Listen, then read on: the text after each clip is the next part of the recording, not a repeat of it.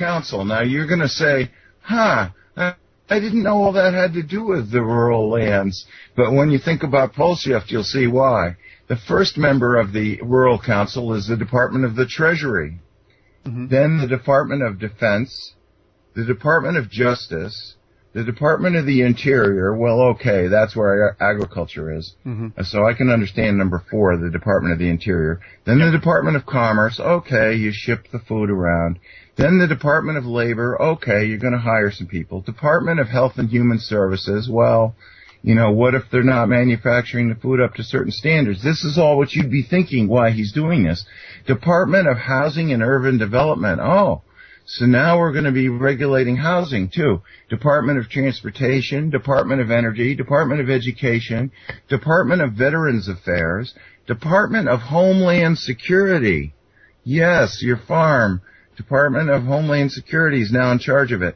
The Environmental Protection Agency, and, of course, you know how important radio waves are to growing crops, the Federal Communications Commission.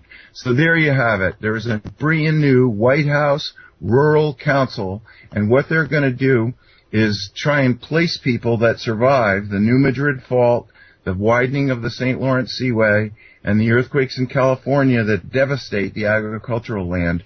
They're going to try and take these mass mobs, declare martial law, and move people out to empty houses. Or if you might just be sitting, I mean, one of your listeners at least is going to have this happen to them. The government's going to come and say, here's 5 new families that are moving into your house. I don't care if you all fit in that house. This is your new home. They're your new roommates. Okay, I'm not liking that.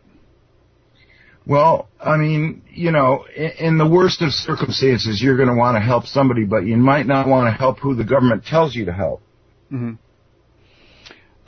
You know, and so you're saying that is direct evidence that they know a pole shift is coming, and so they want to be able to take everybody's stuff from them and reallocate, probably to their stuff.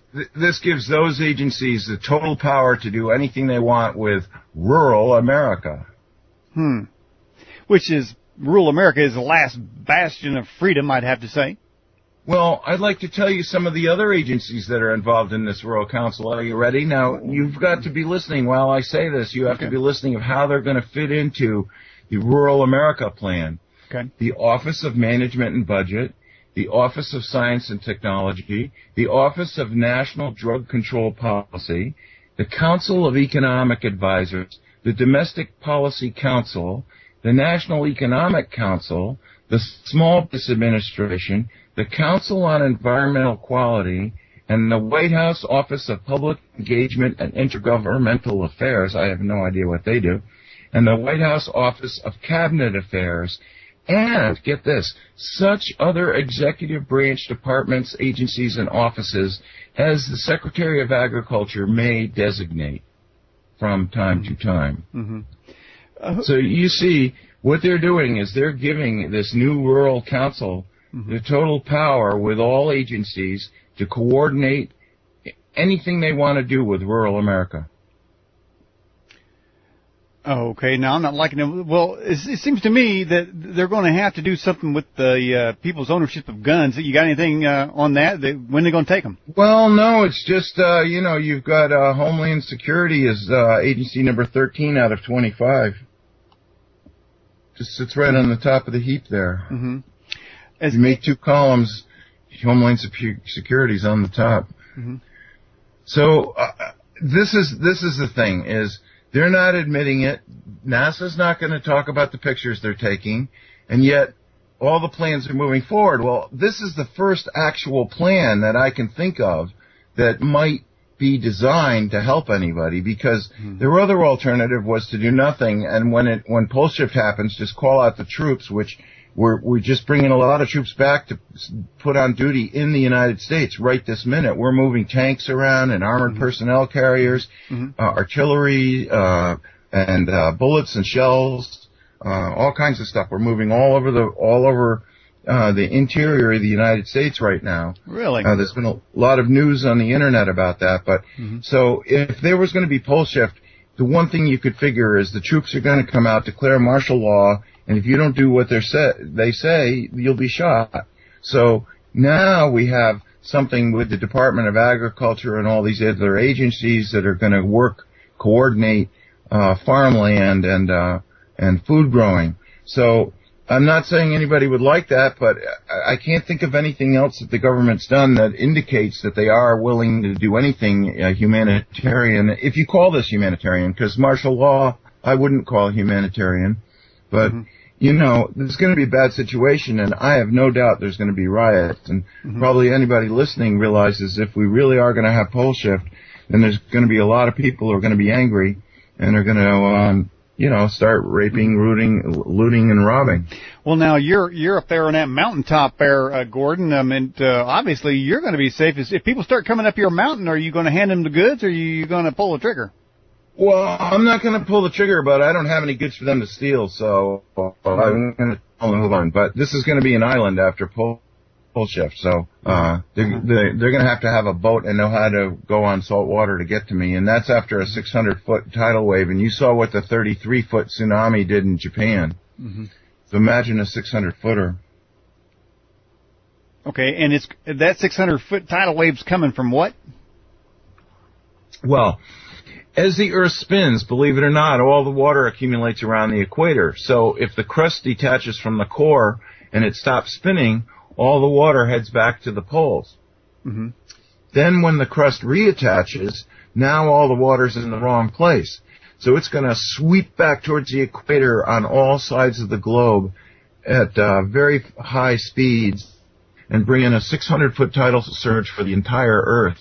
And as 50% of the world's population, at least, I think more, but I've heard 50%, lives on the seacoast, this is very bad for at least half the population of the world. Is there any information coming from the web bots on this pole shift? I don't know. You know that guy who had the web bots, Cliff High, or is that who you're talking about? Yeah. Try to get him on the show. There's a video on YouTube where he admits the whole thing was a fraud, and he just made it up for as long as he could get away with it. Really? It sounds like he's sorry he misled so many people, but he had fun doing it, but then it made him sick, and he decided to stop.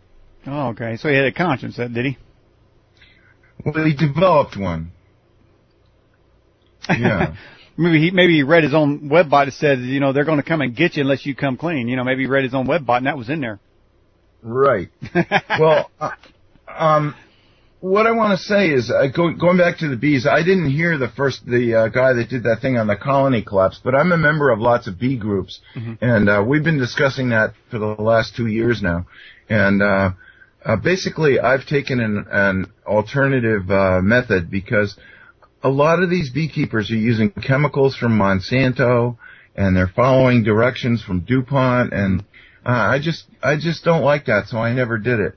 So I'm trying to talk to my bees, and I have a book that's very interesting if a lot of your listeners, because look, after pole shift, I don't care what Monsanto thinks they're doing now, after pole shift, there's not going to be any Monsanto. So if you have bees, you're going to want to be able to get along with them.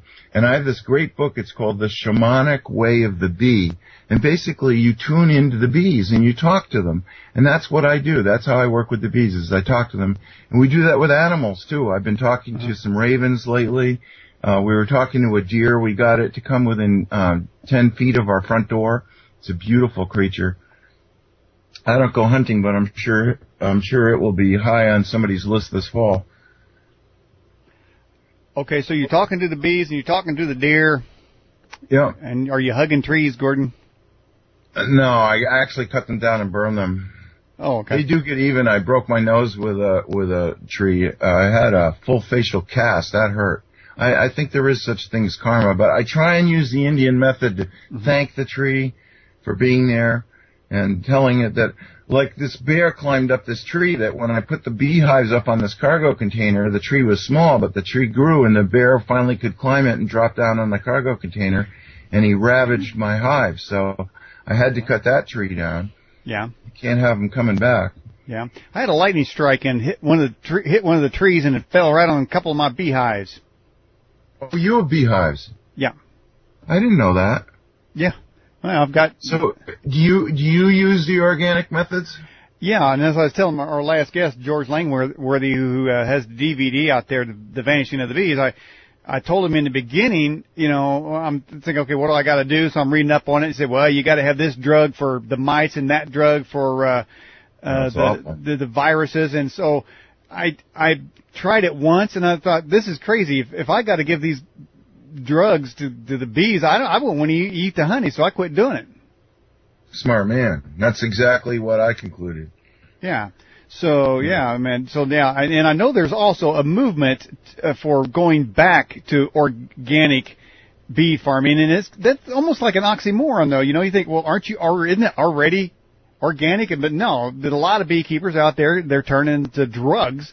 It might as well be like the farmers who put a cow in a stall and inject him full of, hormones, Who wants that? Exactly. I mean, they've got everything now, artificial pollen, so you can remove the pollen so the bees don't have that. They take the honey out for the whole winter and give the bees sugar. I mean, I gotta leave enough honey in there for the bees to survive the whole winter. Other people were telling me their hives were dead this spring, or that they had 5,000 bees. And I let them have all their honey, probably about 150 pounds of it. In the spring, when everybody else had dead hives that were barely surviving, I had 80,000 happy bees. Mm-hmm. Now, I tried singing to them, but they started disappearing. Oh, that's what would happen if I tried singing. I have an awful singing voice. But the point is, you've got to figure out, if you're in a good, safe area up above the coasts, and you're not going to be taken in by a 600-foot tidal wave, then, and you have beehives and other things, you've got to figure out how you're going to eat. And beehives and chickens are like the easiest things to start, and they're very rewarding.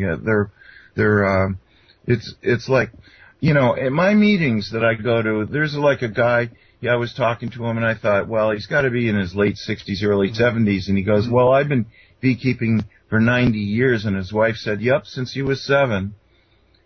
And, I mean, this is, he drove his pickup truck with his wife to the meeting, and I'm sitting there talking to him, and he's 97 years old. And, the last 27 years of that, I found it hard to believe. Mm-hmm.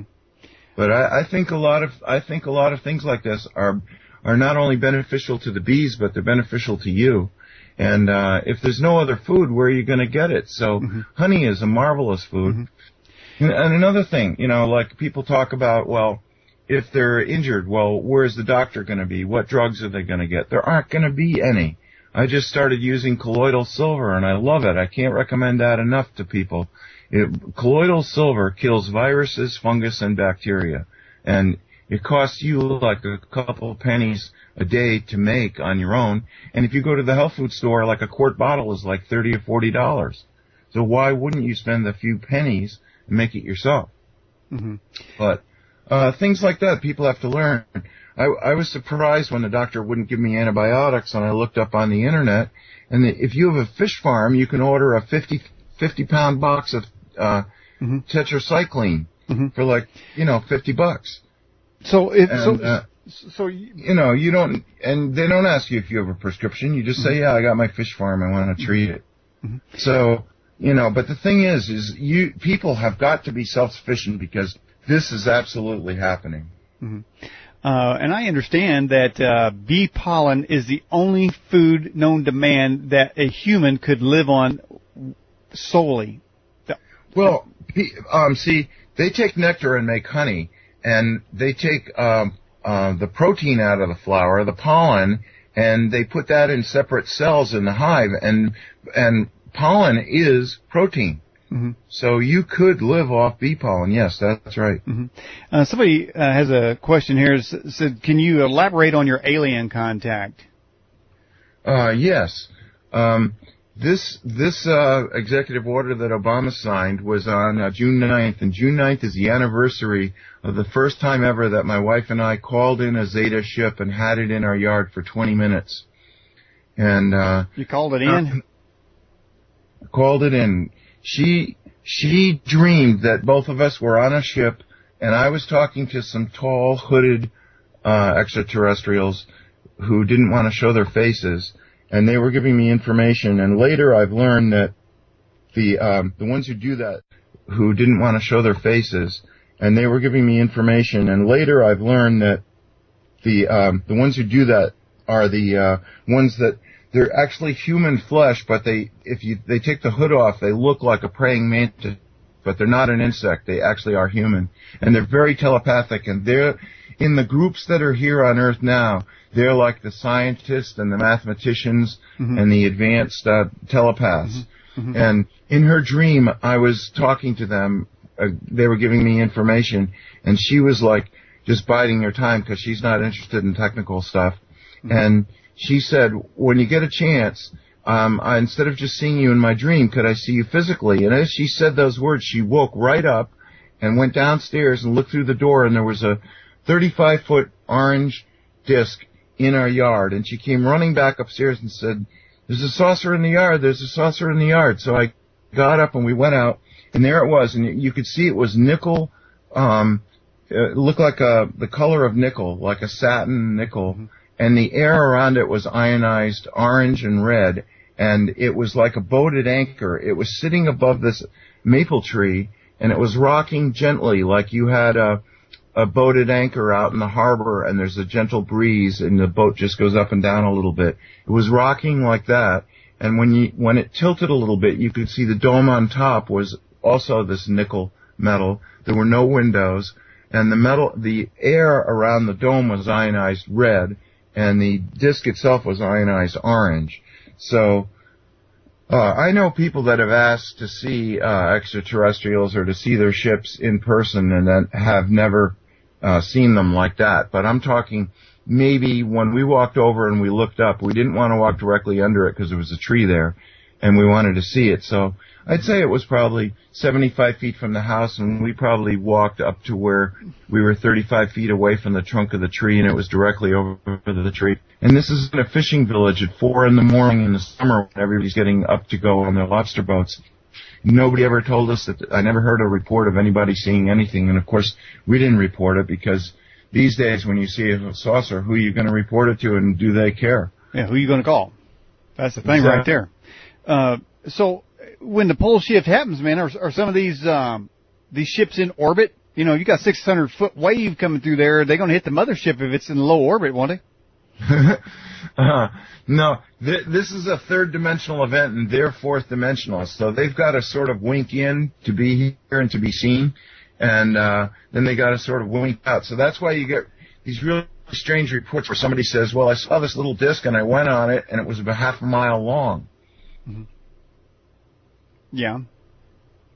So, you know, what's one thing looks like one thing on the third dimension might look like something different on the fourth dimension. Okay, so they're coming in from another dimension.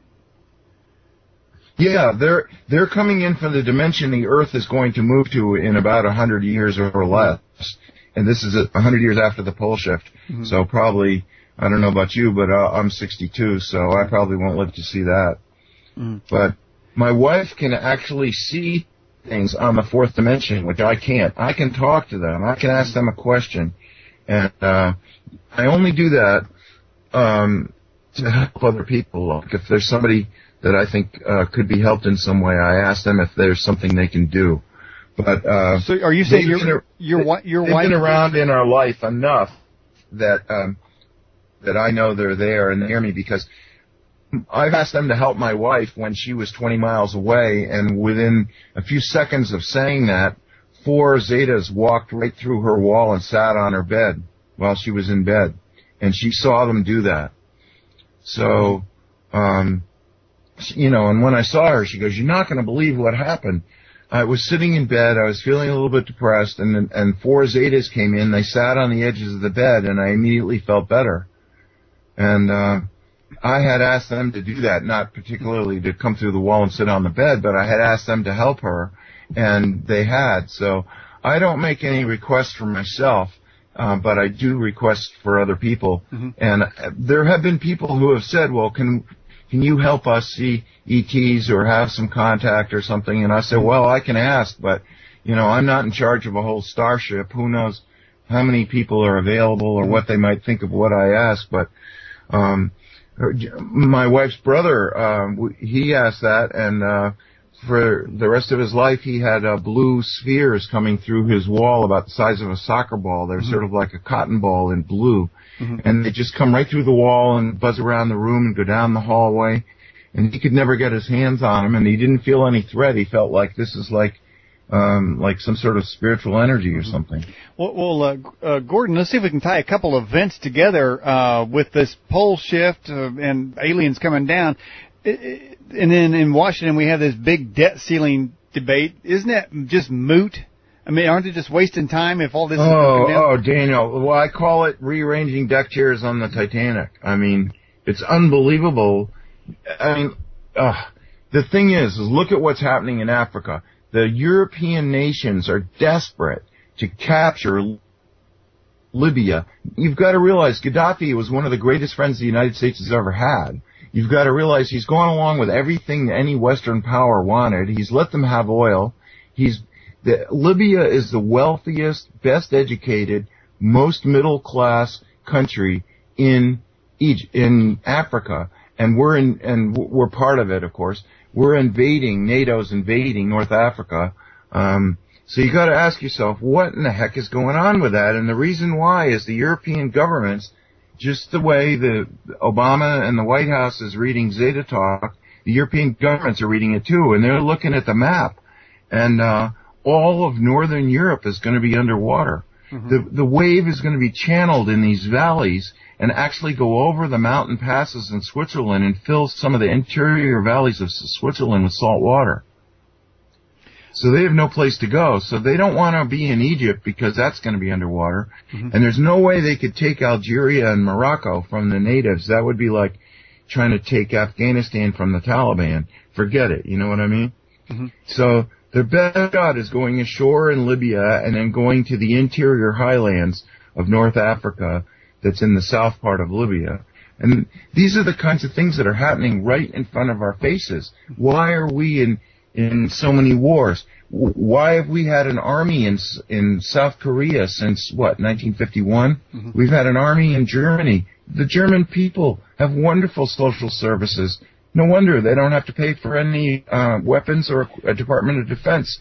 Our army has been in Germany since 1945. We're the ones defending them, so they don't have a defense budget. How do you like that? Okay. Well, Gordon, since some aliens obviously are of the mantis strain, is it possible there's some aliens, say like in a bee strain instead of a mantis? Oh, there's like little aliens that are jellyfish and stuff. They can't even build a saucer, and they certainly couldn't board one and fly anywhere. If they aren't taken somewhere in a fish tank, they don't get there. So actually, there's thousands and thousands of types of extraterrestrials. Some of each type are bad and selfish, and some are unselfish. So it's the same up there as down here. You really can't look for any place in the universe that doesn't have somebody trying to cause trouble. Somebody wrote in, want to know if you heard that FEMA just got a contract for $40 billion worth of dehydrated food. Oh, I know more than that. First of all, it was $1 billion. Second of all the freeze-dried manufacturers stopped producing for the public and produced just for FEMA. Well, and no good when I was in New Mexico in April, I met somebody who lives next to Kokomo, Indiana, and that's where the huge government bunkers are. There's two places where they intend to continue martial law, and that's Kokomo, Indiana, and Denver, Colorado. And they live near the entrance to the tunnels under Kokomo. And they said tractor trailers with freeze-dried food were lined up right over the horizon, bringing that $1 billion worth of freeze-dried food into the bunkers under Kokomo. Now, I had thought, okay, they're getting ready for the New Madrid fault, and isn't that nice? When 40 million people are homeless, they're going to take this freeze-dried food and feed them. But now I realize, no, they're not. That's for the government, for the troops, for the elite, for the rich, for the powerful, the military-industrial complex. That's to protect their own. Well, I'm going to find out what there are, and I'm going to take their stuff, man. So you're saying that the freeze-dried food makers have stopped making food? Yeah, there is no. Well, I don't know if they've completed their orders, but this was a while ago. This was, I don't know, still in the winter. when they get the order to for $1 billion worth of free drugs, and you don't say to FEMA, well, I'll do it later. FEMA said, this is now. Wow.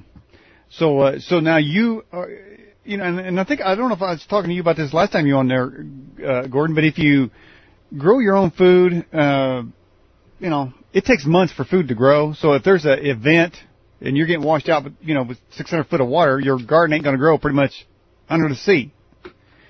So, well, that's right. That's why you have to be inland. But the other thing is that the Zetas have said that when pole shift ends, it will be the equivalent of August. So here in the United States, we're still going to be in the northern hemisphere, and August is not a time to plant any crops. Mm-hmm. So we're going to be warmer than we were because the North Pole is going to be further away. It's going to be 100 miles northeast of Recife, Brazil, out in the Atlantic Ocean, just offshore of Recife, Brazil.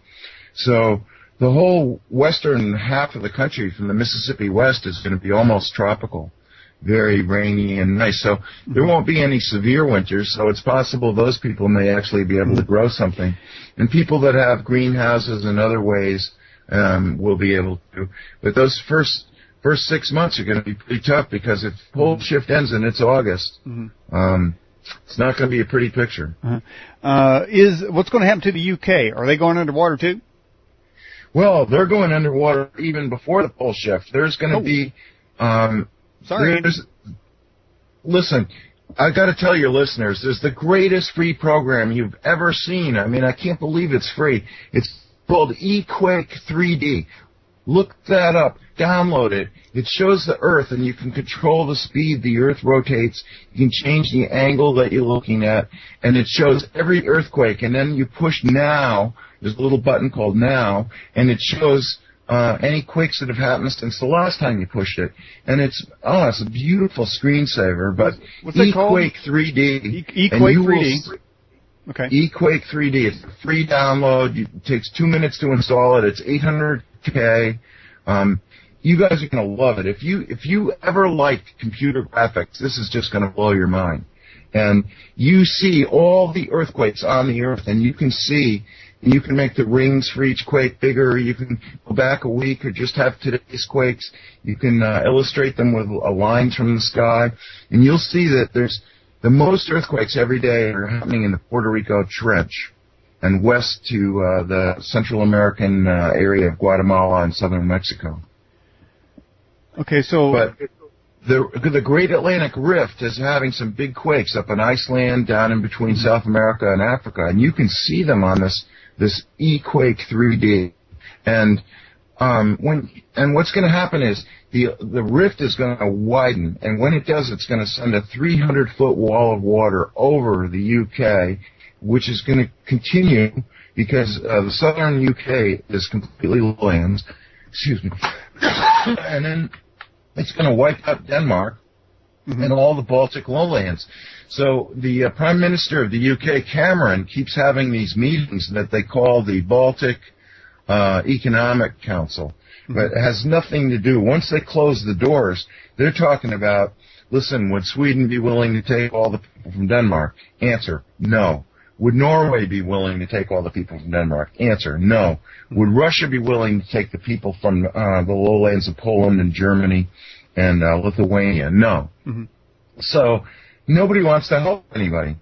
So everybody's going to be stuck exactly where they are now, and this is going to happen even though the powers that be have known of this for 60 years. It's going to happen, and the thing is, if you don't help yourself, if you don't take what I'm telling you seriously and look into it for yourself, you could be one of those people that's like, oh, damn, he was right. Why didn't I listen to him? Why didn't I do something? Well, you've obviously taken precautions, but I'm going to get back to your wife calling UFOs down on demand. Can she get information from them? She gets feelings like she was asking them about the future, and she doesn't get words like I do, but she gets pictures, and all she could see was this overwhelming picture of water, just water coming right up the side of the mountain. Actually, I think right now I have to walk 2 miles to the ocean, but soon I'm going to walk about 1,000 feet. Well, I mean, you don't know that for sure, do you? I'm pretty sure, yeah, because I was sort of guided to get this mountain. Well, I mean, you don't know that for sure, do you? I'm pretty sure, yeah, because I was sort of guided to get this mountaintop, and it wasn't easy. It took me 15 years of asking. They kept saying somebody bought it and he was going to build up here, and he never did, so I kept calling the realtor every 3 months. And he goes, what don't you get? Let me sell you something else. I go, no, that's my dream. And 15 years later, he goes, you must be the luckiest damn guy in the entire world. He goes, you're not going to believe it. The guy put it back on the market 2 seconds ago, and I still have the phone in my hand from talking to him. And I said, well, I'll take it. And that was that. But you said it was hard to get, but you said they told you to get it, then it was hard to get. Well, it seems to me if the Zetas or somebody wanted you to have it, wouldn't they make it easy for you? Well, no, they can't. They don't intervene. See, if they intervene in human affairs, then they're responsible for every little thing that happens after that. So they don't just go around accumulating karma. They got better things to do. Question from Australia. Do the Zetas clone celebrities or make celebrity androids? No, they don't. Nobody does that. But what's interesting is they go around and they have picked the most emotional people on the whole planet, and they have bred a hybrid race with them because the Zetas thought in their past they destroyed their planet, and they said, you know what was wrong was feelings, and you know what really caused the biggest problem with that was sex. So let's just clone ourselves, eliminate sex, cut out all emotions, and become very telepathic, and everything will be perfect. And then they realized when the cloning started failing, oh, we made a mistake. And then they realized that we had 100% match to their DNA. So they started this hybrid race.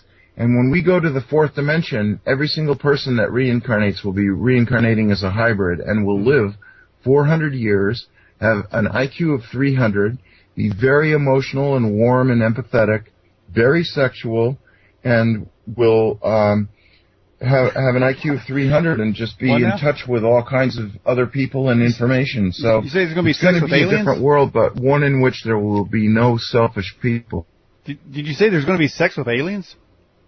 Did you say there's going to be sex with aliens? I thought this. I had to go by. What did you? Well, say? What I missed there? It's going to be hybrids. The hybrids are alive now. My wife has had many Zeta babies, and they have come to take her up to see her babies.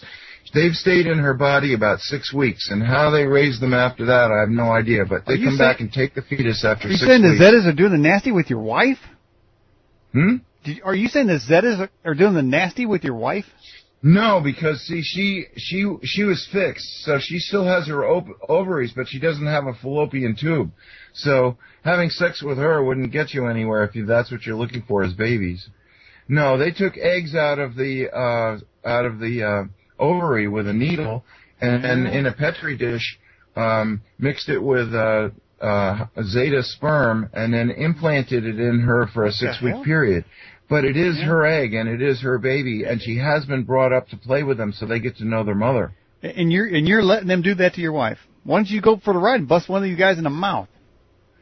Well, they're not having sex with her, and they're molesting her. They're molesting her, though. Gordon, dang. See, Daniel, look. They have integrated minds. They don't have these layers like superconscious, conscious, and subconscious that humans have. Yeah. So when they look at somebody like you, they're thinking, wow, it's like a bomb went off. Because in your subconscious, you're saying, love hurts. I know you love me, so how are you going to hurt me? In your conscious mind, you're saying, you can't abduct and kidnap me and do what you want with me. That's illegal. I'm going to report you. And your superconscious mind says, we're all one with the Creator. We're both souls. How can I help you? Well, listen, all of this stuff is in ZetaTalk. If somebody is interested in anything that I'm talking about, go to ZetaTalk.com and read about it. There's 39,000 pages there of questions asked by the public that have been answered by Zetas, and put every week more questions are asked and more answers are given. You could be one of the ones asking one of the questions. If you have a question, ask them yourself. I'm sorry, Gordon. I talk about the aliens and the sex and all that, and I was just thinking, a bee a bee almost had sex with me because I was messing with my hives, and I was done, and of course I got the bee suit on, and of course I got jeans underneath that, and then when I had the bee suit off, I started feeling like a vibration in my pants, and the vibration was getting close to the area, and I was thinking, what the hell? And I threw my pants off, man. He almost got nailed, man. That was scary. Well, I could have had little bee babies. I don't know what. It'd be creepy, whatever, Well, I had Is that what we're talking about here? Honey in my hand. I didn't realize, and I wiped my blue jeans, and I wore the same blue jeans the next day, and I'm like, what in the heck are these bees following me around for? Well, they know their honey, and they want it back. And it's funny. Bees really have personalities. They're just like little animals. They're like, I don't have a flock of chickens or something, but I've had at times up to 7 cats, and it's like a herd of cats. You don't really tell them what to do, but if you're nice to them, you can get them to go with you on a walk. They all have different personalities. Yeah. But somebody said if I did get stung, I wouldn't need Viagra. My wife and I have taught ourselves to talk to animals. And we went Indians to a did fair, that. and there was a woman there who was animal whispering, and we're like, wow, we got to learn to do that. So you have to learn to tune your mind to bee mind, or your mind to a mule mind, or your mind to a deer mind. And that can be done. A lot of crazy stuff going on there. Well, yeah, but see, if you're empathetic, you're always thinking, what are other people thinking? How are they doing? And you're tuning into them. Well, it's the same tuning in for animals. I recently gone. I don't know. This has got to be the most original show ever because we're tying bees in with aliens. But I had this one hive that was so scary and so angry that they would chase me around the yard. Now, you talk about the bees having and animals, and you're not too far off because the Iroquois and the Cherokee, they all believe in talking to the animals. So and possibly the plants too. In fact, I think there's a legend with the Cherokees that says that diseases came upon the earth because man was doing something to the earth, and so the plants got together and decided to help man. They, by telling them which herb they should take to heal their issues. But this angry mob of bees was chasing me around the yard, so I had a master beekeeper come over, take a look, and start chasing him around. And we were thinking that they were Africanized, so we sent some bees to Tucson University and to Purdue University to see. And of course, now the preliminary thing is they were European. Now, I know the Europeans are mad right now. Because they're being overwhelmed by Muslims, and so they're mad. They got Muslim bees. Yeah, not just Muslims in general. Because that's scary. I've heard a lot of scary things today. I get a lot of emails, and I read a lot of really interesting things, and some of it's scary. Yeah, but what's the scariest thing you ever? Scary. I'm going to have nightmares about that, Daniel. Muslim bees. Yeah.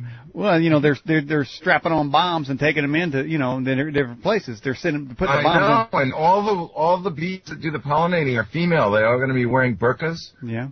Well, there you go. And you get those bees at a certain time of the month, man. It's going to be hell over there. 60,000. You said you had 80,000 bees? Wow. They're coming at you, man. So Gordon, we've got the alien contacts. Why don't they give us the technology to save the human race from this 600-foot tidal wave and the pole shift is going to put a lot of people down there in the octopus's garden? Well, the thing is, after the pole shift, they're going to help the survivors if they're unselfish. They're actually going to come down and give them some batteries and probably some inverters and some other stuff. I don't even know all the stuff they're going to do. But they are planning to help people, but they have to wait until all the governments collapse first. Yeah. But listen, I promised you last time I was going to talk about what NASA's been up to all these years for 60 years, and I didn't even get to discuss that tonight. But I hope you'll have me back. Well, I'll tell you what, we had a video stream issue, so we're going to run the show a little bit further along. So why don't you go ahead and tell us about that, if you got the time? We can do it. Okay, yeah. All right, we're going to go over.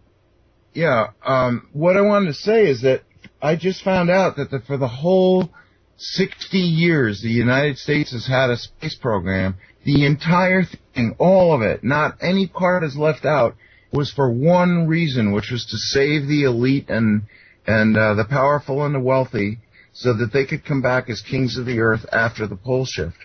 And they have had the most ridiculous plans. One plan, which they implemented, which luckily the unselfish ETs have prevented.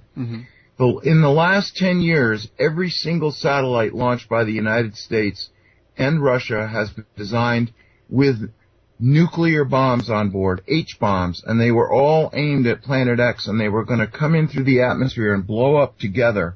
The space station was designed to be the master control for synchronizing all these satellites, and they were going to try and blow Planet X out of its trajectory to keep pole shift from happening, to keep the third dimension from changing to the fourth, to keep from having open contact with ETs.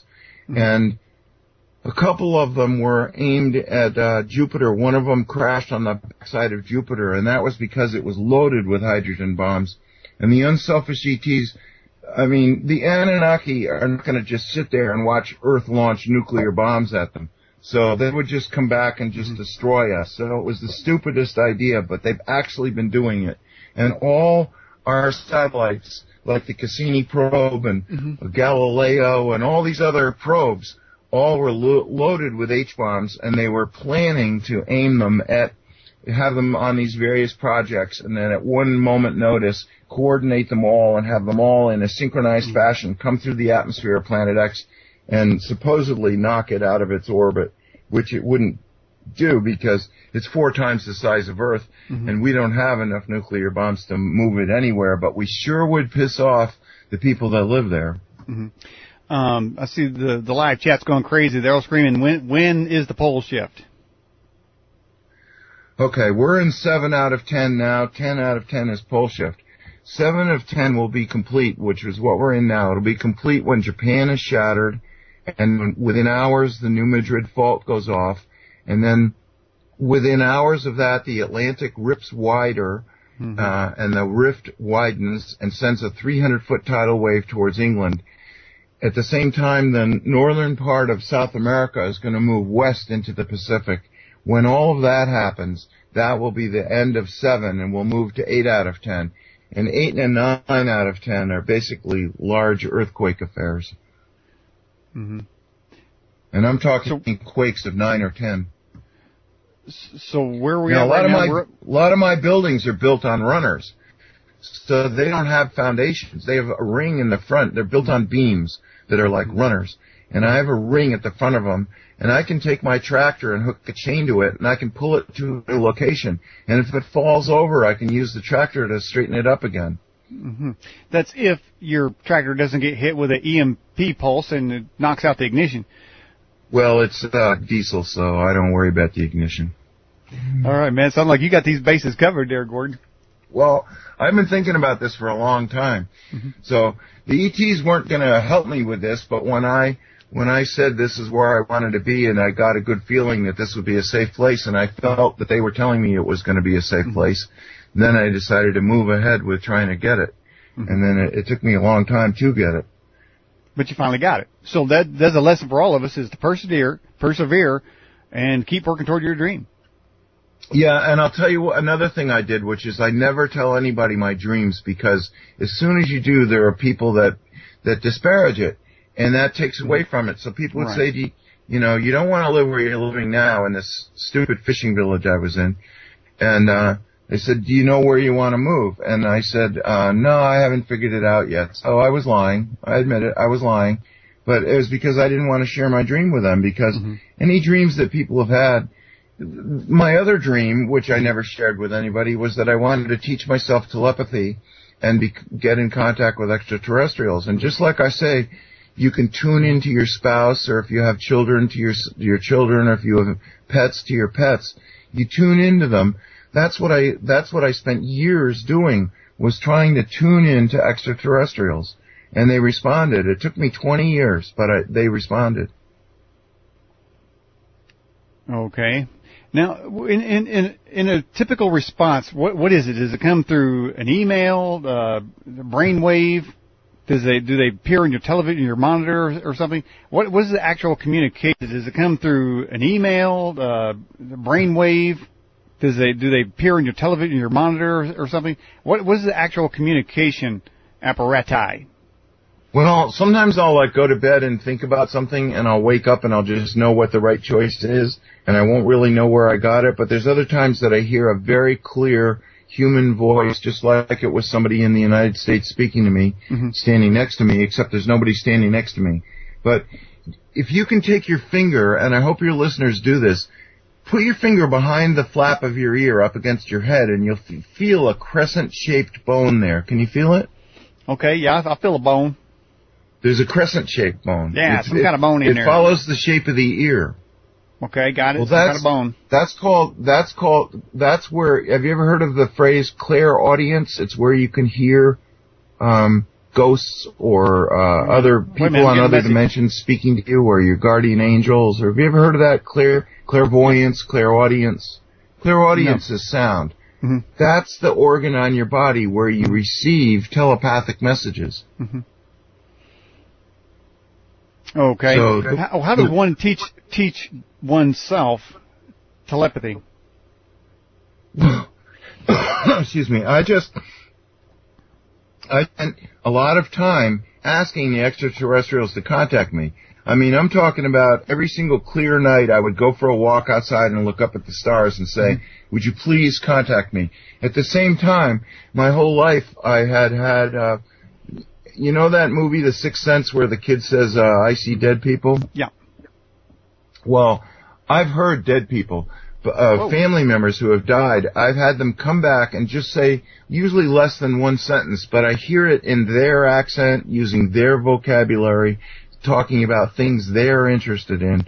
Like this, my Uncle Mike, when he died, about 2 years later, I was working in my workshop and I heard him clear as a bell, take care of your pop. Well, I never called my father Pop, and nobody I knew ever called him Pop. Mm-hmm. And I didn't even know people who said to me, how's your Pop? Mm-hmm.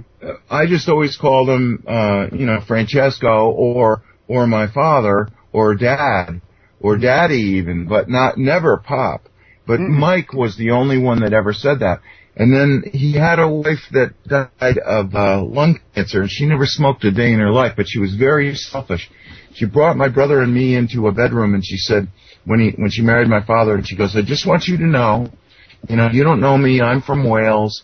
Your father met me in London, but I just want you to know I'm very selfish. The only thing I care about is playing tennis and drinking champagne.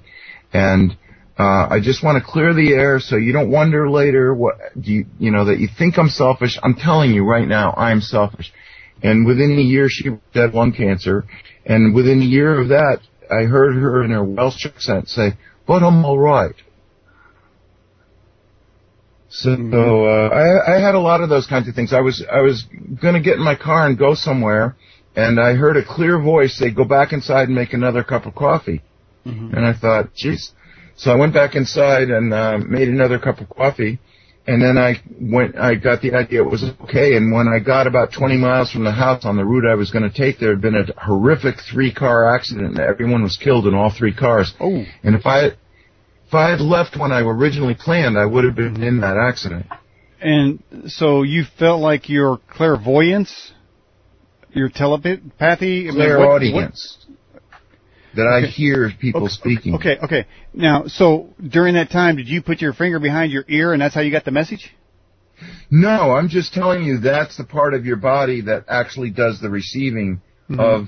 Now, my wife doesn't hear these things like that, but she sees people. Like she was talking to a woman, and she said actually it was at a psychic development course, and she was talking to this woman, and she said, I hate to say this, but there's this young 20-year-old guy standing behind you, and he has no face. And the woman's son had just been in a motorcycle accident and killed, and he wasn't wearing a helmet, and he was thrown from his bike, and she could see him standing behind his mother. Wow. Okay, so she can see dead people and she can talk to the Zetas? She can see them, yeah. And how does she get how does she get all these magic powers? Well, she went through years of abuse, which basically, you've probably heard this before, that people who have been abused just grow these antennae because she's got to be aware of where danger is coming. So before danger strikes, she's got these antennae now and she gets this feeling. Now listen, this is news. On July 6th was her birthday, and she was saying to me that she felt electricity coming through the floor, burning her feet. And I said, well, that's ridiculous. And she was running around. Now, we have a concrete slab. And she goes, the wiring in this house needs to be checked. And I said, there is no wiring in this house. We're all living on extension cords here because I never had the money to build a house. So this is like the workshop that we're living in. Mm-hmm. And I said, there's no wiring in the floors. And so then as the night went on, she got more and more desperate. And she goes, I'm turning off everything. She's turning off the computers, the lights, the TV. I said, wait. And I'm following behind her, turning everything back on. And I'm like, geez, what am I going to do about this? So at 5 in the morning, the sun came up. At 5:05, she went out to the outhouse, and she came back in. And remember what I said about the bees waiting for her? Mm-hmm. Well, she feeds the birds, and the birds raise a huge racket. And if she hasn't fed them, they let her know, where's the bird seed? So she came back in, and she goes, something really strange. The birds are totally silent, and the only birds that I hear are whimpering. And so I went outside, and I agreed with her, and I go, wow, I wonder what's happening. And we came back in, and we're sitting in our living room, having coffee. At 23, an earthquake happened right under our house, and the burning in her feet stopped. So she is an earthquake sensitive. Mm-hmm. And a week later, she goes, I feel heat from that electric light bulb. Is that possible? And I said, no. And that was at night, and we went to bed, and the next morning, about 5 in the morning, a week later, there was an aftershock. Doesn't sound like there's ever a dull moment around your household. No, that's true. You got aliens coming in there. That's true. Listen, we're ready. Like if the aliens said, well, would you like to come with us and help us? We'd say sure in a minute. Mm-hmm. Is your wife there? Yeah, she's right here. Does she want to speak for a second? Sure. What's her name? Her name is Janet. Janet, okay. She's having a drink of water. That's fine. That's fine. Obviously, unplanned. Okay. Here, have a seat, Bill. Say hi to Daniel. This is Janet. Hi, Daniel. Hi, Janet. Welcome to the Edge television broadcast. Thank you. Well, Gordon there is saying that you have some extraordinary talents or gifts or contacts. It sounds like you're sitting there listening. Is that all true? Yes. Okay, so now do you talk to the Zetas or? Well, let me just give you an example on the same one Gordon gave, but I'll give my point of view. On June 9th, 1991, I had gone to bed, and I had a clear dream. I was up on a saucer, and there was these very tall beings in hooded robes. Mm-hmm. And I was standing, Gordon was talking to them about his book that mm-hmm. and they were trying to give him more information. Mm-hmm. So I was sort of more in the background, and I kept begging, telepathically, mind to mind, I wish I could see you when I was awake. I've been dreaming of you my whole life, and I want to see you when I'm awake. Well, that was a dream, you see. This is a dream. Okay, right. So, I noticed when I looked around, I could see a window. I didn't really get to see what was outside the window. It might have just been controls. And there was a man leaning against the spaceship because it was a curved spaceship. But he was not. He was asleep. So I didn't know who he was. So then I begged them through my mind. I said, I wish I could see you when I'm awake. So I just happened to wake up and I go, well, that was a cool dream. But I noticed my black cat was laying on my chest, and he never does that. So I felt like he was probably trying to hold down my astral body that was up on the ship. So I went downstairs. Everything seemed peaceful, and I went downstairs, and the screen door was closed, but the outer door wasn't. So it was getting cool and 4 a.m. So I closed that door, and as I looked out, there was a ship in the yard. It was disc shaped, and I saw it mostly as just a silver disc. Gordon sometimes can see more colors than I can at times. Mm-hmm. So I go. First, I had asked him when I looked at it, I said, "Oh, could you please wait until I wake Gordon up?" Because, I was a little afraid. I go, where are they going to take me without somebody knowing? So I had a little fear, but then I went to wake Gordon up, and I said, "Gordon, there's a saucer in the yard. There's a saucer in the yard." And he goes, "Well, it might be the Northern Lights." But I said, no, it's not the Northern Lights. You got to come out. So I had asked the ETs to wait till I had woke him up and got him outside, and they granted that wish. And so we both went out. He looked out and he goes, "Oh, wow." And so we both went outside, watched it for maybe 10 minutes. No, 20. 20, yeah. It was time just sort of disappears a little bit because you're so excited. You don't know exact time. Mm-hmm. But, so it was like canoe on water, the way a canoe on water moves. And it was completely silent. And then as we watched it, we were thanking him. We were just so happy. And then it started going towards the west, very slowly. And just as the sun was about to rise. Just as the sun was about to rise in the east. Mm-hmm. So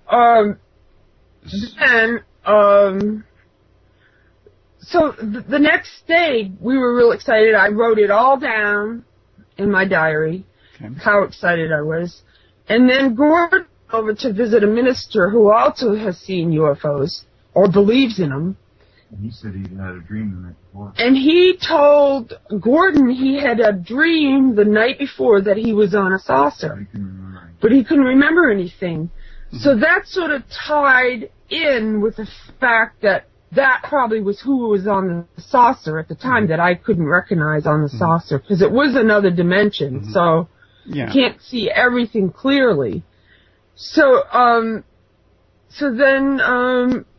sort of verified he was up there, we were up there, but I don't feel like they're anything sexual at all, even though they might have been whoever they were, even...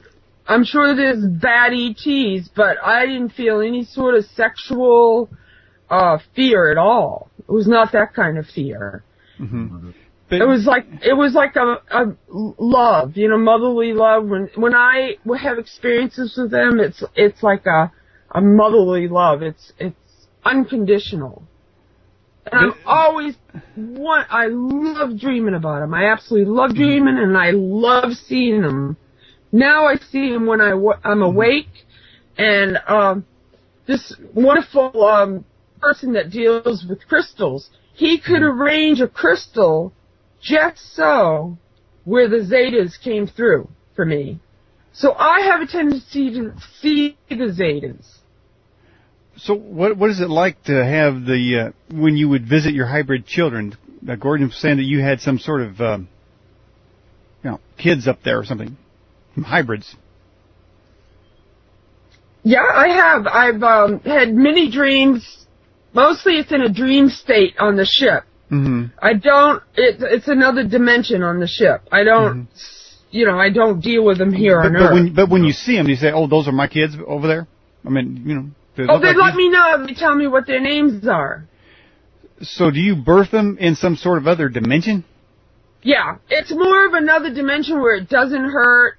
Well, they come back after the baby's 6 and they weeks come old. back after the baby's about 6 weeks old. You stopped having your periods and you were lactating. Yeah, I stopped having my periods and I was lactating, and because I would even do an afterbirth on the Earth plane, but not in the spaceship. You were lactating because you had the motherly instinct to nurse your hybrid children. Right. Which you knew were out there, and they were looking for mommy. Yeah, that's right.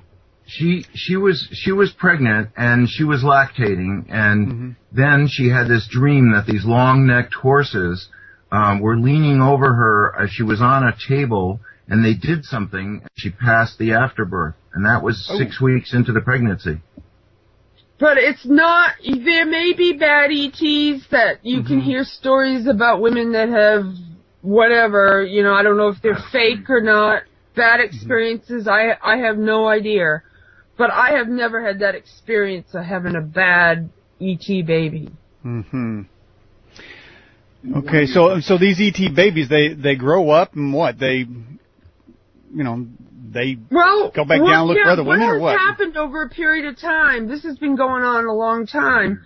And now I've noticed, the last time that I clearly remember being up, one of the times I remember being up on the ship was in a classroom with the ET children and even one person from Earth and that I know well. He was there. And the children are looking more like us all the time. You know, they're getting longer hair.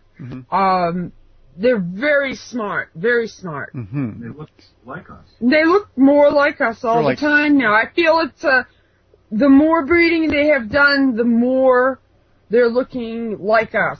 Okay, so did you say that they had long neck horses?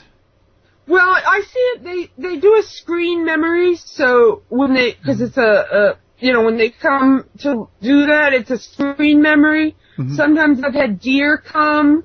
They know I love animals, so they do it in a way with animals to make it comfortable. Owls, deer. Sometimes they're odd-looking animals that aren't like of this earth. Okay, so these animals are coming to you, and you're doing what with them? The animals come to me, and in dreams. In dreams. Okay, they're coming to you in the dreams, and while they're talking to you, instead of seeing the ETs, your memory. My memory is of animals. Okay, so they soften up the contact by masquerading as a furry animal. Excuse me? I'm trying to make sense of the animals. What are they doing again? Screen memory. It's a screen memory. A screen? They don't let you a screen, like a screen memory. They don't let you actually see what they look like because they do not want to scare people. Okay, I think I got a picture of them in our background right now. So you're saying that they come to you as a furry, cuddly little animal, but they're really monstrous insectoid reptilians. No, the ETs come to me. The Zetas. Are little grays. A little grays. They come to me in another dimension where I can see them, and they show themselves to me many times on the ships or on the Earth in another dimension because I can see that. And that's because you can handle it, so they don't use I can handle that. They don't use the But I think with the screen memory with the animals is not to let me be scared when they're removing the child. Other than they don't want to scare other people. So alien will come to you as a deer and remove the fetus from you. I mean, I'm trying to follow this a little bit more than. Your memory's long-necked horses over you laying on a table. Right. Well, you can say long-necked horses, call it what you want, but they just show themselves. I can accept any kind of animal. I love animals.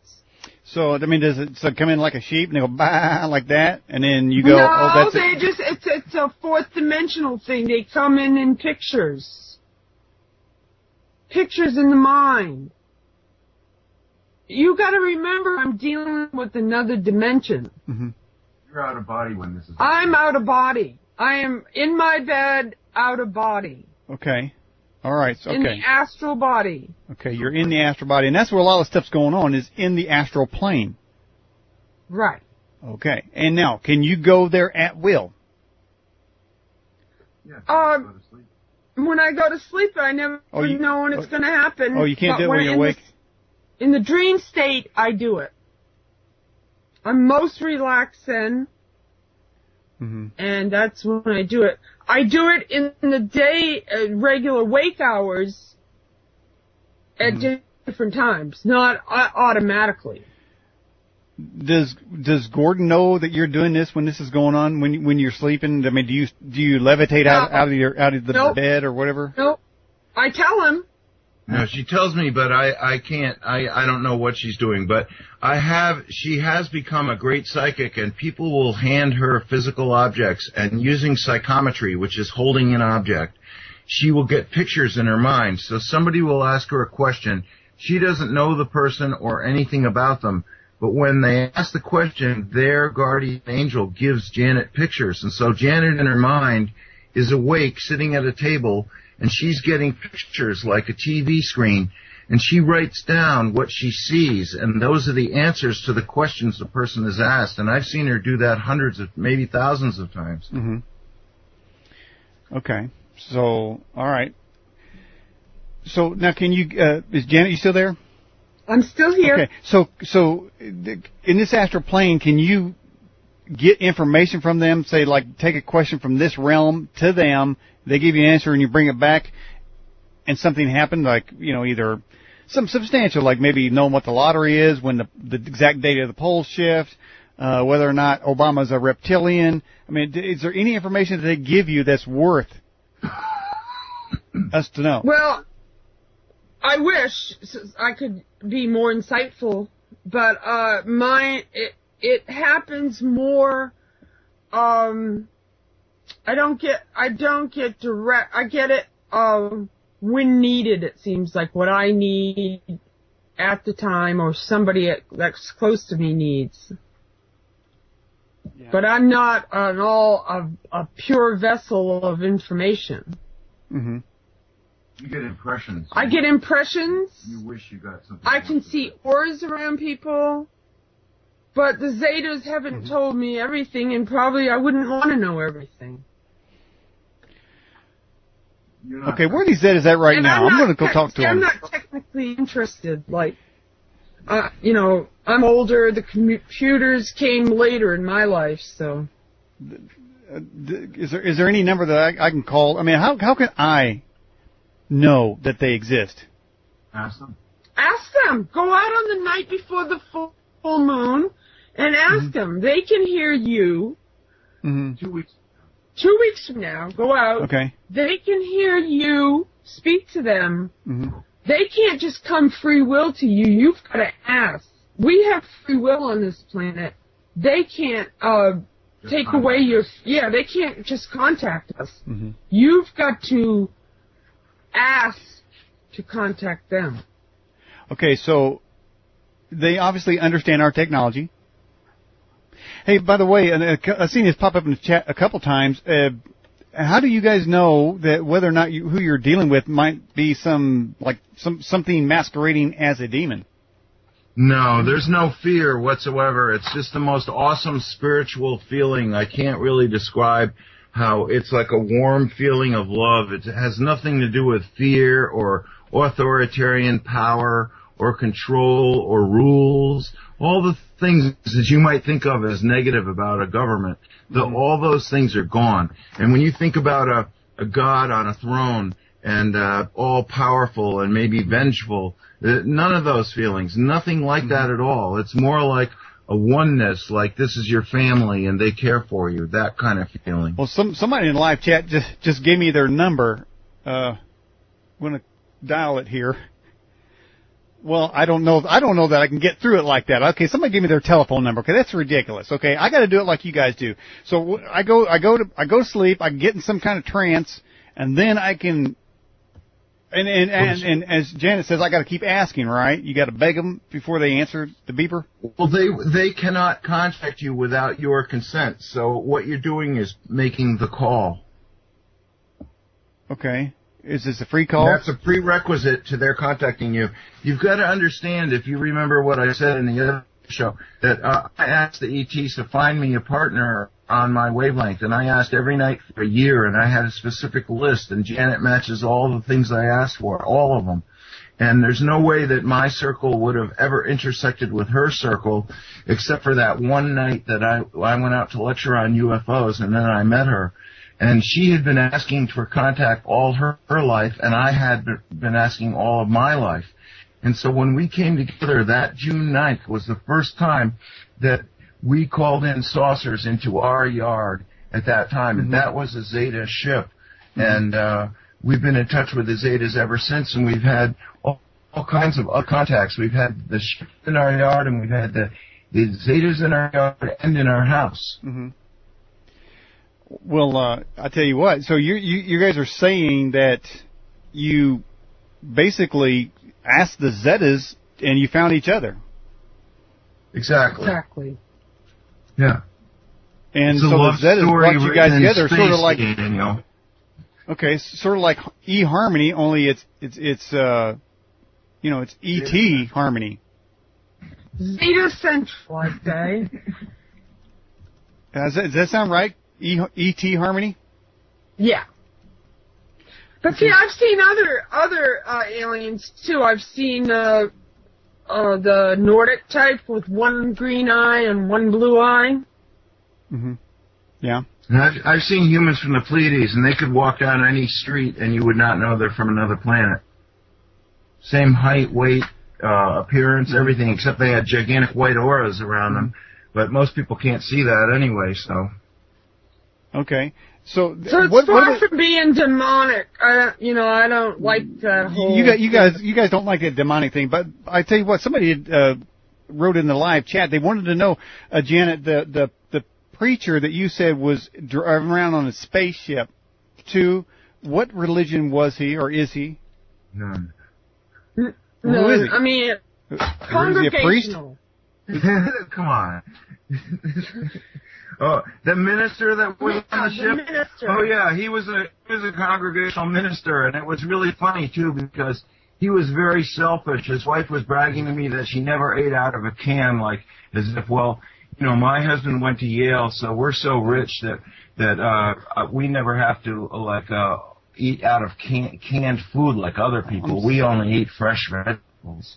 Okay, what's that got to do with what religion he is? Well, I'm just saying he was a congregational minister, but he was one of the most selfish people I've ever known. Okay, so why does he get a ride on a spaceship if he's selfish? Well, no, he was asleep. Sound like he you're on there asleep.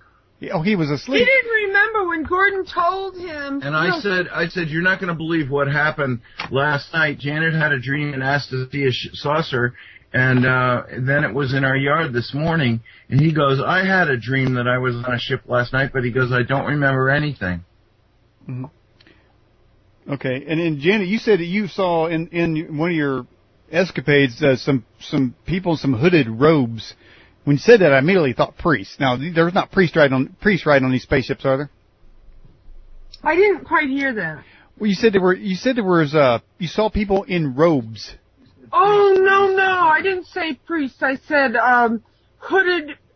They were hooded beings, very tall. That you never saw. That I've never seen before. Mm-hmm. Very tall. They were a lot taller than Gordon and me. And we're 6'2". Gordon's 6'2". Mm-hmm. They were taller than him. 7 feet. 7 feet, and they had hooded robes on. Mm-hmm. They were very intelligent. They were giving Gordon technical stuff, which I'm interested in. Which he's interested in, to write in his book. Mm-hmm. I do not have the technical interest like he does.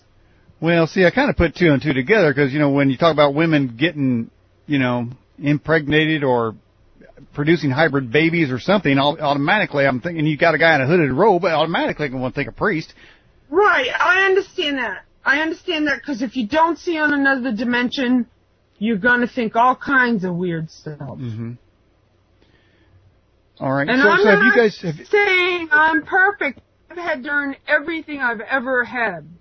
And like Gordon said, my antennae are out there because I was abused. And so nothing is a picnic in life. You don't You have post-traumatic stress. I have post-traumatic stress, so nothing is a picnic for anybody out there. Nothing. I can have these things going on with the fourth dimension and being psychic, but you don't just get these gifts on the earth plane. You're just not automatically a magician. Well, how do you know clinically? How do you know that they're gifts, and maybe you don't have some sort of alter personality that gifts, and maybe you don't have some sort of alter personality that is. Now, let me tell you something. I've been in therapy since I was 17, and I have psychiatrists say, you can talk about UFOs all you want. They believe in them. So they don't see that you may have got an alternate. Most people that are molested, though, do have alternate personalities. Well, I just want to tell you something. I've worked on my mental health since age 17. Mm-hmm. And she has wonderful doctors now. That are in total agreement that can't get enough of us. They would wish that we would come in and talk to them every single day. That's how interested they are and how much they believe it. So there's no way that she's ever getting locked up for this kind of stuff. And we've gone to see some incredible psychics, and they've stood on the stage and talked about how their own parents thought there was something wrong with them because they talked to dead people. And then this psychic from Gary, Indiana, he turned around and he pointed. There was a crowd of about more than 100 people in the audience, and he pointed right at Janet, and he goes, "You were just like me." Because I had my son at home, and I had an Indian guide in my room. I'm 1/8 Native American. Janet, your doctors are not being provided by Obamacare, are they? No. I'm just saying, because you might got to make sure you get the best of care, and you might not necessarily get that under Obamacare. I appreciate that. Well, they're not. You've got to go through life with great faith. Well, I can tell you, when we first started together 21 years ago, it was a lot more difficult. But now that you have, regular commercials on TV that have ETs in them, and you have all these movies and shows, and then you have the History Channel, it's like, people really are going, well, it makes sense to me. Have you two ever tried to contact the ETs at the same time? Oh, yeah. Yeah, definitely. Yeah, we go out before the night of the full moon when we have a chance, and we try to contact them. Okay, We've had friends to go out with us. The ETs are more accessible in a full moon, you're thinking? The night before. Not the night of the full moon, but the night before. When it's about 8 o'clock on the night before, for some reason it seems like telepathy is a lot clearer. And I think it's because the sun and moon are on opposite sides of the earth, and the sun represents your ego and your moon represents your personality, and the personality clouds most people's true selves. And for some reason, but for 18 years, we had a group of up to 30 people at a time, and we would get together on the night before the full moon and call in saucers. And at the beginning, there were probably only 2 or 3 people out of the 30 that had seen UFOs or ETs or both. And after 18 years, almost everybody that ever was in that group did. All right, so a lot of people can get together and work it out to where everybody's starting to see them. Right, but it never happened. It never happened while we were together. Not even once. Once we saw a meteor zigzag, and the whole group was there. But right after a meeting, we were driving up the hill, and all of a sudden, and this is at an intersection in the deep woods where there's not even a traffic light. All of a sudden, it was like we were in Yankee Stadium, and we look up, and 100 feet above us was maybe a 200-foot long cigar-shaped UFO. With rows of windows down both sides, completely lit up, rows of spotlights, banks of spotlights on the bottom, pointing down at our car, and the whole woods was brighter than daylight. And we looked up, we stopped the car, we got out, and this long cigar-shaped cylinder, it was a cylinder tapered at either end, with rows of windows on either side, just slowly passed over us at about probably between 5 and 10 miles an hour. And we watched that for about 15 minutes until it went off into the distance. Okay, I think we're finally getting somewhere because synchronistically, I just happen to have a picture in the background of a saucer going over a car got windows in it, just exactly like you were describing. And I don't want to offend you guys. I don't want to offend you guys, but when you guys out there with the full moon, you didn't see a ET vampire or anything, did you? No. No, we've never had anything negative or even discomfortable or upsetting or fearful ever. And we've had over 36 incidents. We've seen triangles, needles, spheres, silver balls, discs. I saw one that was just like a top hat that Abraham Lincoln wore. Really? Wow. I've seen triangular ones with a friend right up over the car. She saw it before I did, and I said I didn't see it because she was driving. She noticed it, and it was late at night. I said I didn't see that, but by the time we got about 30 miles away, or further on, it came right up over the car and stayed there. And we were both saying, "Oh my," she's seen UFOs too. And we both were going, "Oh my God, the Space Brothers and Sisters, let's follow them." But I said, "You can't." Once they took off after another car was coming, they took off across the field. Mm-hmm. I said, "You can't go across the field."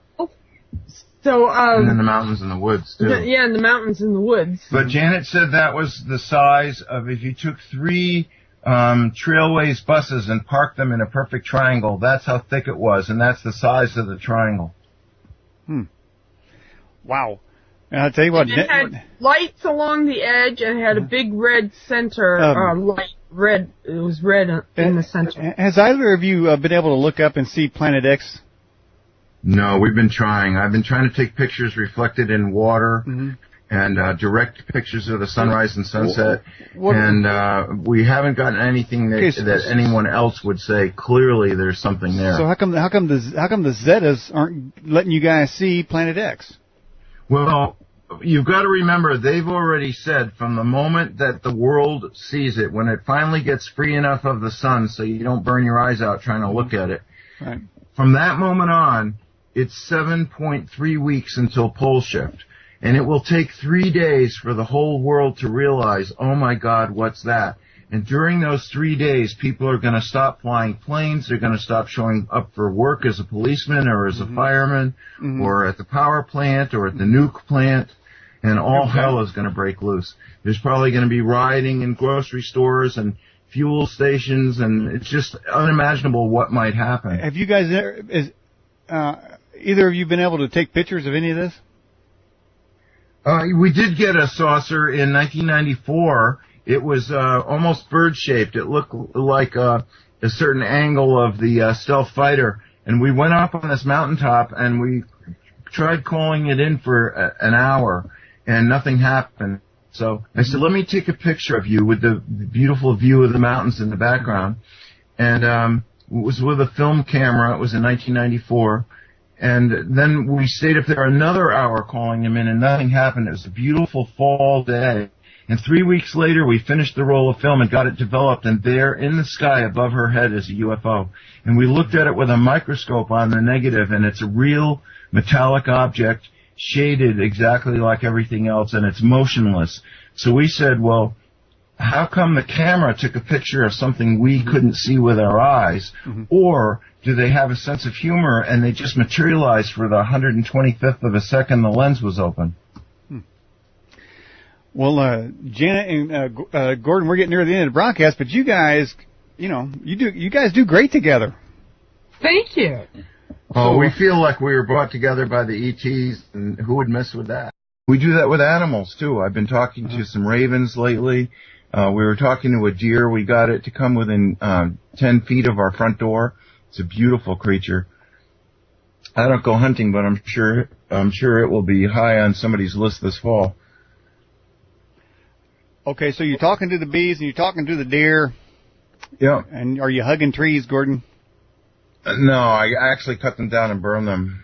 Oh, okay. They do get even. I broke my nose with a tree. I had a full facial cast. That hurt. I think there is such thing as karma, but I try and use the Indian method to thank the tree for being there and telling it that like this bear climbed up this tree that when I put the beehives up on this cargo container, the tree was small, but the tree grew and the bear finally could climb it and drop down on the cargo container, and he ravaged my hives. So I had to cut that tree down. Yeah. You can't have them coming back. Yeah. I had a lightning strike and hit one of the trees, and it fell right on a couple of my beehives. Oh, you have beehives? Yeah. I didn't know that. Yeah. Well, I've got. So, do you use the organic methods? Yeah, and as I was telling our last guest, George Langworthy, who has the DVD out there, the Vanishing of the Bees, I told him in the beginning, you know, I'm thinking, okay, what do I got to do? So I'm reading up on it. He said, well, you got to have this drug for the mites and that drug for the viruses. And so I tried it once, and I thought, this is crazy. If I got to give these drugs to the bees, I wouldn't want to eat the honey, so I quit doing it. Smart man. That's exactly what I concluded. Yeah. So, yeah, man. So, yeah, and I know there's also a movement for going back to organic bee farming, and that's almost like an oxymoron, though. You know, you think, well, isn't it already organic? But no, there's a lot of beekeepers out there, they're turning to drugs. It might as well be like the farmers who put a cow in a stall and inject him full of, you know, hormones, you know. Who wants that? Exactly. I mean, they've got council. Now, you're going to say, I didn't know all that had to do with the rural lands. But when you think about pole shift, you'll see why. The first member of the Rural Council is the Department of the Treasury. Mm-hmm. Then the Department of Defense, the Department of Justice, the Department of the Interior. Well, okay, that's where agriculture is. Mm-hmm. So I can understand number 4, the Department of the Interior. Then the Department of Commerce. Okay, you ship the food around. Then the Department of Labor. Okay, you're going to hire some people. Department of Health and Human Services. Well, you know, what if they're not manufacturing the food up to certain standards? This is all what you'd be thinking why he's doing this. Department of Housing and Urban Development. Oh, so now we're going to be regulating housing, too. Department of Transportation, Department of Energy, Department of Education, Department of Veterans Affairs, Department of Homeland Security. Yes, your farm. Department of Homeland Security is now in charge of it. The Environmental Protection Agency, and, of course, you know how important radio waves are to growing crops, the Federal Communications Commission. So there you have it. There is a brand new White House Rural Council, and what they're going to do is try and place people that survive the New Madrid Fault, the widening of the St. Lawrence Seaway, and the earthquakes in California that devastate the agricultural land. They're going to try and take these mass mobs, declare martial law, and move people out to empty houses. Or if you might just be sitting, I mean, one of your listeners at least is going to have this happen to them. The government's going to come and say, here's 5 new families that are moving into your house. I don't care if you all fit in that house. This is your new home. They're your new roommates. Okay, I'm not liking that. Well, I mean, you know, in the worst of circumstances, you're going to want to help somebody, but you might not want to help who the government tells you to help. Mm-hmm. You know, and so you're saying that is direct evidence that they know a pole shift is coming, and so they want to be able to take everybody's stuff from them and reallocate, probably to their stuff. This gives those agencies the total power to do anything they want with rural America. Which is, rural America is the last bastion of freedom, I'd have to say. Well, I'd like to tell you some of the other agencies that are involved in this Rural Council. Are you ready? Now, you've got to be listening while I say this. You have to be listening of how they're going to fit into the Rural America Plan. Okay. The Office of Management and Budget, the Office of Science and Technology, the Office of National Drug Control Policy, the Council of Economic Advisors, the Domestic Policy Council, the National Economic Council, the Small Business Administration, the Council on Environmental Quality, and the White House Office of Public Engagement and Intergovernmental Affairs. I have no idea what they do. And the White House Office of Cabinet Affairs. And, get this, such other executive branch departments, agencies, and offices as the Secretary of Agriculture may designate from time to time. Mm-hmm. So you see, what they're doing is they're giving this new Rural Council the total power with all agencies to coordinate anything they want to do with rural America. Okay, now I'm not liking it. Well, it seems to me that they're going to have to do something with the people's ownership of guns. You got anything on that? When they're going to take them? Well, no, it's just, you've got Homeland Security is agency number 13 out of 25. Just sits right on the top of the heap there. Mm-hmm. You make 2 columns, Homeland Security's on the top. Mm-hmm. So this is the thing, is they're not admitting it. NASA's not going to talk about the pictures they're taking, and yet all the plans are moving forward. Well, this is the first actual plan that I can think of that might be designed to help anybody, because their other alternative was to do nothing, and when pole shift happens, just call out the troops, which we're just bringing a lot of troops back to put on duty in the United States right this minute. We're moving tanks around and armored personnel carriers, artillery, and bullets and shells, all kinds of stuff. We're moving all over the interior of the United States right now. Really? There's been a lot of news on the internet about that. But so if there was going to be pole shift, the one thing you could figure is the troops are going to come out, declare martial law, and if you don't do what they say, you'll be shot. So now we have something with the Department of Agriculture and all these other agencies that are going to coordinate farmland and food growing. So I'm not saying anybody would like that, but I can't think of anything else that the government's done that indicates that they are willing to do anything humanitarian. If you call this humanitarian, because martial law I wouldn't call humanitarian, but there's going to be a bad situation, and I have no doubt there's going to be riots. And probably anybody listening realizes if we really are going to have pole shift, then there's going to be a lot of people who are going to be angry and are going to, start raping, looting, and robbing. Well, now you're up there on that mountaintop there, Gordon. Obviously you're going to be safe. If people start coming up your mountain, are you going to hand them the goods, or are you going to pull the trigger? Well, I'm not going to pull the trigger, but I don't have any goods for them to steal, so I'm going to move on. But this is going to be an island after pole shift, so they're going to have a boat and know how to go on salt water to get to me, and that's after a 600-foot tidal wave. And you saw what the 33-foot tsunami did in Japan. So imagine a 600-footer. Okay, and that 600-foot tidal wave's coming from what? Well, as the Earth spins, believe it or not, all the water accumulates around the equator. So if the crust detaches from the core and it stops spinning, all the water heads back to the poles. Then when the crust reattaches, now all the water's in the wrong place. So it's going to sweep back towards the equator on all sides of the globe at very high speeds and bring in a 600-foot tidal surge for the entire Earth. And as 50% of the world's population, at least, I think more, but I've heard 50%, lives on the seacoast, this is very bad for at least half the population of the world. Is there any information coming from the web bots on this pole shift? I don't know. You know that guy who had the web bots, Cliff High, or is that who you're talking about? Yeah. Try to get him on the show. Didn't want to. There's a video on YouTube where he admits the whole thing was a fraud, and he just made it up for as long as he could get away with it. Really? It sounds like he's sorry he misled so many people, but he had fun doing it, but then it made him sick, and he decided to stop. Oh, okay. So he had a conscience, did he? Well, he developed one. Yeah. Maybe he read his own web bot that said, they're going to come and get you unless you come clean. Maybe he read his own web bot and that was in there. Right. Well, what I want to say is, going back to the bees, I didn't hear the guy that did that thing on the colony collapse, but I'm a member of lots of bee groups, and we've been discussing that for the last 2 years now. And basically, I've taken an alternative method because a lot of these beekeepers are using chemicals from Monsanto, and they're following directions from DuPont, and I just don't like that, so I never did it.